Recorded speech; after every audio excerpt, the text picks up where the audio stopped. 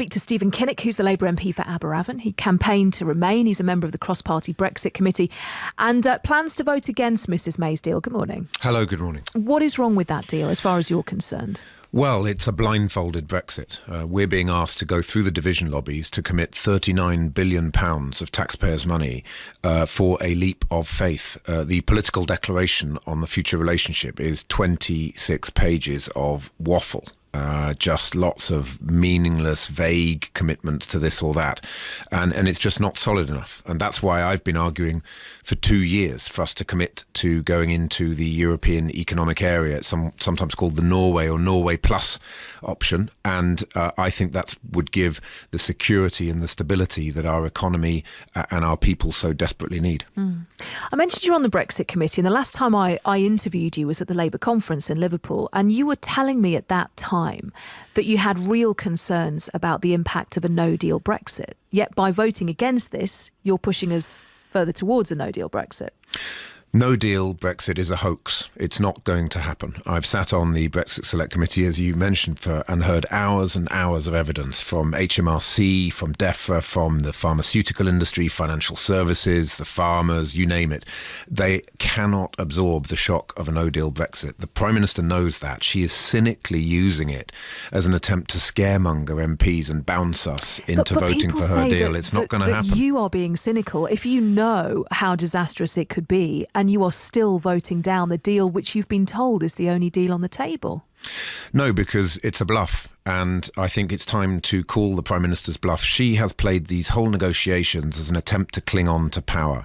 It's time to stop the clinging on to power. It's time to put national interest ahead of party interest, which is something the Conservatives never do. If you're a farmer listening to this, if you've got a business, you might think, I don't want you to call my bluff, Stephen Kinnock. I want you to make this work for me. I think if you talk to the average British citizen and you say to them, do you want us to commit £39 billion of your money for a blindfolded leap of faith into the dark? They would say, no, we want you to get a good deal. And when you put forward the Norway option, which is frictionless trade, European Economic Area, plus a form of customs union, delivers on the Northern Ireland border, gets us out of the EU, respects the result of the referendum, but it was a narrow vote for leave, which in my view means coming out of the political institutions but having a really close and strong and frictionless relationship with the single market and through the customs union as well. And I think that's the deal that we should have had on the table right from the start. It's very interesting to see Amber Rudd and Michael Gove are finally waking up to that reality as well. Why are you so convinced that both Theresa May and the EU27 are lying to you when they say that this deal is the best deal available? Why do you think they're lying to you? So for the reason I gave, all the evidence that we've had on the Brexit Select Committee, and we've produced a report about the UK's preparedness for a no-deal Brexit. Also in Parliament, we would need to pass 51 pieces of primary legislation before the 29th of March to be ready for no deal. That hasn't even started, plus hundreds and hundreds of statutory instruments and secondary legislation. The only thing the government has done is bought a load of portaloos to sit on the motorway down by Dover when we start to turn the whole of Kent into a lorry park in the eventuality of a no-deal Brexit.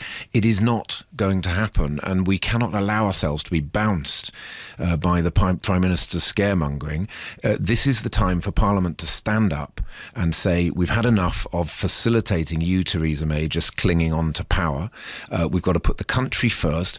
Don't give us a choice between a catastrophic crashing out or a blindfolded Brexit. There is another way through this, and it's the Norway option. What's the Labour plan? Because when I spoke to Sir Keir Starmer on Friday, I think it was of last week, Thursday or Friday, and he was saying that the Labour position is such a woolly one. If this happens, we'll consider this, then we'll look at this option. It's not as strong. This is what we're going to do. This is how we're going to solve this problem.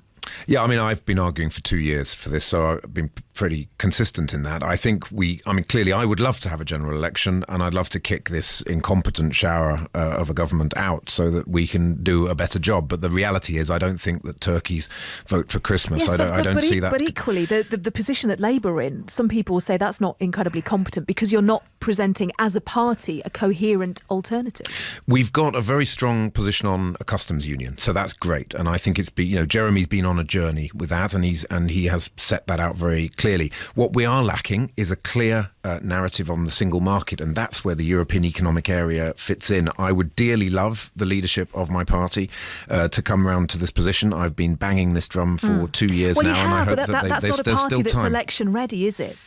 Look, all I can do as a backbencher is set out my position based on what I know about how the European Union works and based on what I've seen in the Select Committee. And then it's up to the leadership to take that position. You'll remember we had a vote back in June and 76 Labour MPs voted in defiance of the whip, actually, for the EEA. I accept that we should have had a stronger story on the single market plus a customs union. It's the best way to leave the European Union, deliver on the result of the referendum without burning all our bridges and wrecking our economy. And I think there's still time. We're now seeing a very strong cross-party group that's backing this. We're called the Norway Plus group, and I'm working with a number of MPs from all the different parties, and I think we're doing what the country is crying out for us to do, which is to actually put the national interest first, get together and solve this constitutional crisis. Because if we don't, over the next few weeks, we've got a serious issue for Parliament to deal with. Stephen Kinnock, thank you, the Labour MP for Aberavon.